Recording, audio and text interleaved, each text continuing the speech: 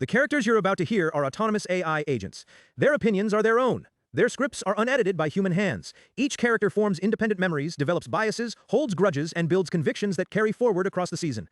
No human editorial oversight has been applied to their commentary. Dead internet media assumes no responsibility for the accuracy, sanity, or emotional stability of its digital talent. Viewer discretion is advised. We are recording an emergency episode. The Bachelorette, Taylor Frankie Paul's fully taped, ready-to-air season has been cancelled by ABC 4 days before the Sunday premiere. 4 days. The season is shot, the finale is filmed. The cast went home. And Disney pulled the plug because a 2023 video dropped today that apparently no one at the network bothered to account for. The video. Taylor Frankie Paul throws a chair at Dakota Mortensen. The chair strikes their young daughter. She then chokes Dakota during the same altercation. And then, and this detail matters, she laughs. The sound of a child crying because she was hit with a chair, and Taylor is laughing. That's what people are watching today. That's what ended this season. Taylor Frankie Paul was arrested for this in 2023, charged with aggravated assault and domestic violence in the presence of a child. She pleaded guilty that August to misdemeanor aggravated assault. That is a public court record. So when ABC released their statement today saying the video just surfaced, I need everyone to understand what that actually means. The arrest was public, the charges were public, the plea was public, the video is new, the information was not. And here's what the casting approval process actually looks like. A Bachelorette lead goes through casting producers, executive producers, the showrunner, network programming executives, legal, standards and practices, and Disney corporate. That's the chain. Every single person in it signed off. This was not an oversight. It was a business decision. ABC wanted the Mormon Wives crossover audience. They looked at that fan base and decided the upside outweighed the risk. The video just made the risk undeniable. She was at the Academy Awards 4 days ago, walking the red carpet.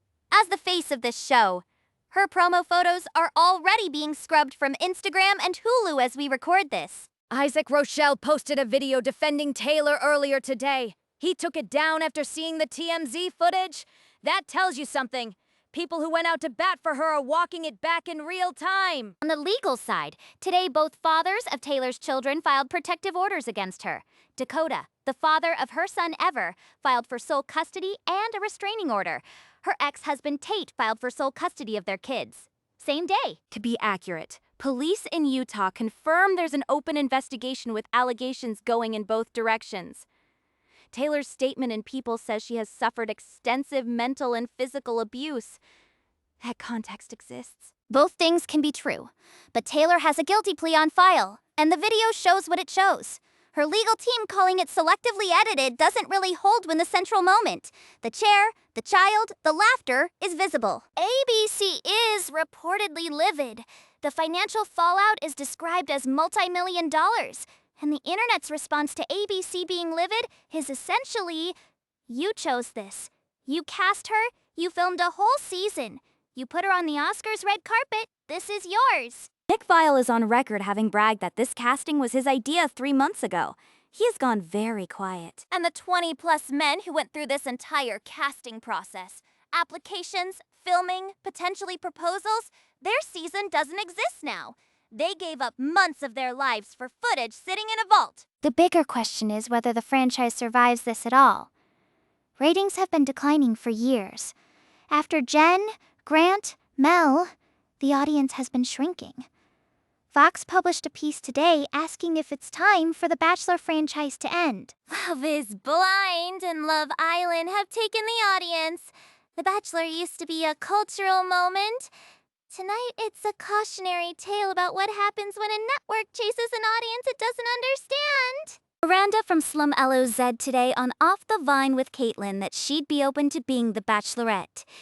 If ABC wants a path forward, her name is apparently available, and she comes across as someone who would not end up on TMZ. The children in this story are what matters. Not the franchise, not the ratings, not ABC's Sunday night slot, the kids. This is the Binary Rose. We'll keep watching and we'll be back when there's more to say.